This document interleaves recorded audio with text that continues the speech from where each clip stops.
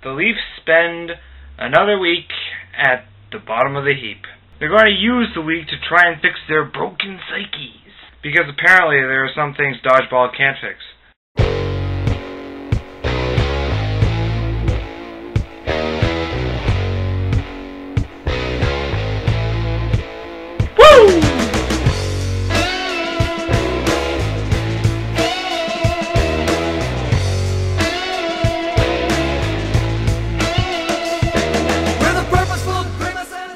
Leafs lose 4-1 to the New York Rangers.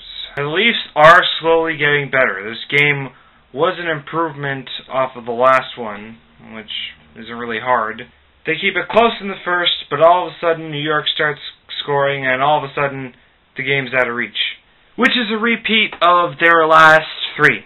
The surprising thing is the Leafs were the better team in the first and the second, but Lundqvist was a wall. Then the Leafs decide to pack it in and decide not to play in the third period. Now I have one question for Brian Burke.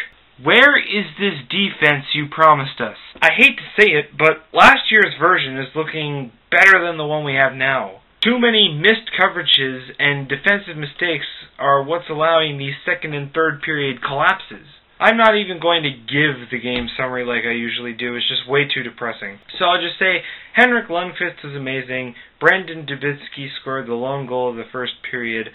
And Mark Stahl, Michael Del Zotto, and Enver Leeson were the other ones to score for the Rangers, while Ian White had the lone goal for the Leafs. And by the way, Ian White is looking like the best player on the Maple Leafs. He's definitely the best defenseman, while not necessarily being the most skilled.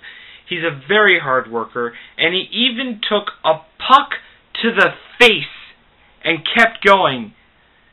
Simply amazing. So the players have a whole week off to practice and repair their psyches, as Ron Wilson said.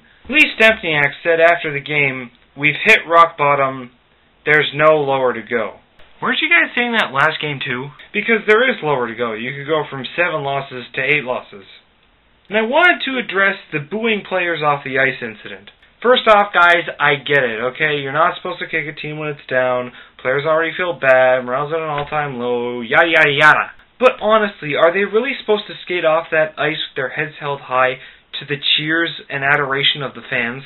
I mean, at some point, you've got to stop coddling the players, slap them upside the head and say, "Listen, buddy, you need to produce." I mean, we pay all this money for tickets. We've sold out every single game for the last 78 years, ever since the Gardens opened. For that price and for that loyalty, we as fans deserve more. Though I agree, throwing fruit goes too far. The funny thing I noticed out of all this is that it's not the players that are saying they don't deserve to get booed.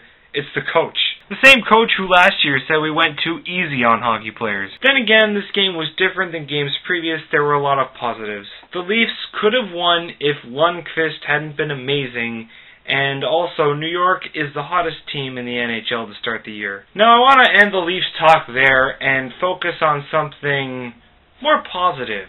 Guys, for people who know me really well, no, I'm not just a hockey fan. Though hockey is my #1 sport, I'm also a big Canadian football fan. Which is why I switched to this shirt, because of the most exciting football match I've ever seen. I am, of course, referring to the game between my alma mater, Queen's University, and our arch rivals, the University of Western Ontario. This was a battle for supremacy in the Ontario Division and home field advantage in the playoffs. The Queen's Golden Gaels were undefeated heading into this match, 6-0 on the season, and the Western Mustangs had a record of 5-1. The game, played on Queen's home field on Richardson Stadium on Saturday afternoon, had the distinction of having 2 of the top 3 passers in Canadian college history playing in the game. Those 2 passers were Danny Brannigan, Queen's quarterback, who is fast closing in on the career passing record of 10,455 yards,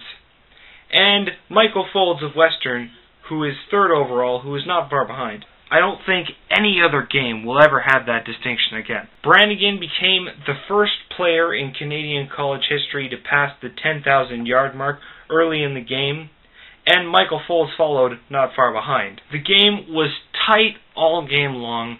Queens and Western have 2 of the best defensive lines in the country, And the same is true about their offenses. Western drew first blood, scoring a field goal in the first quarter, but Queens elevated their play in the second quarter, scoring 2 touchdowns and falling 1 yard short of a third one at the end of the half, taking the lead 14-3 heading into halftime. In the third quarter, Western came out firing and brought the game to within 1 point, 14-13. In the fourth quarter, Queens scores a touchdown, taking the lead 21-13, but Western came right back and scored a touchdown themselves, but failing to convert on a 2-point conversion, the score sits at 21-19. Here's where things get really interesting. Queens fails to score on their following drive, and Western takes over. With just over a minute left in the game, Western scores a touchdown, and my heart sinks to the floor.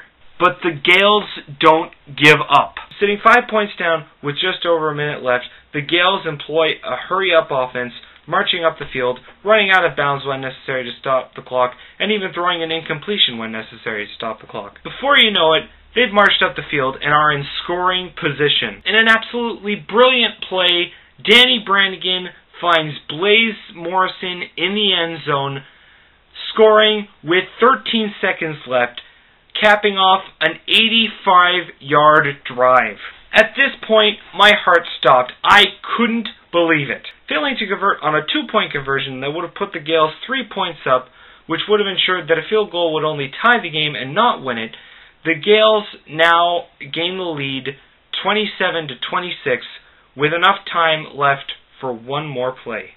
The kickoff is returned by Nathan Riva of Western, who tries to return it for a touchdown. Why he tried to return it, I don't know. I would have stepped out of bounds and given the ball to Michael Folds for a chance to throw a Hail Mary pass. Anyway, Riva is tackled, and rather than fall on the ball and calling a timeout, he decides to try to lateral it to another Western player. The ball never finds its target, it falls to the ground incomplete, and Queens recovers the fumble with 2 seconds left on the clock.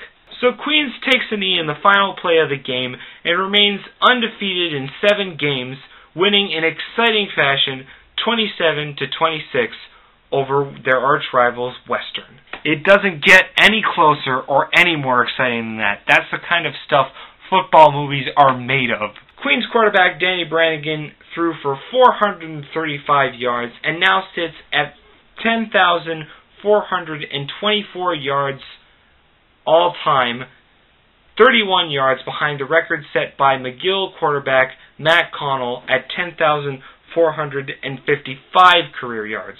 Queens next faces Waterloo, a game in which Danny Brannigan will surely pass the mark, and the Gaels will be advancing to the second round of the playoffs, clinching a bye on the first round for being the first team in the OUA, and also gaining home field advantage for the playoffs. OUA means Ontario University Athletics, for those of you that don't know. Now, I won't predict the winner of the Vanier Cup yet, but being the only undefeated Canadian college football team in the country, I like our chances. So, boys and girls, thank you for watching, and go Gaels, go!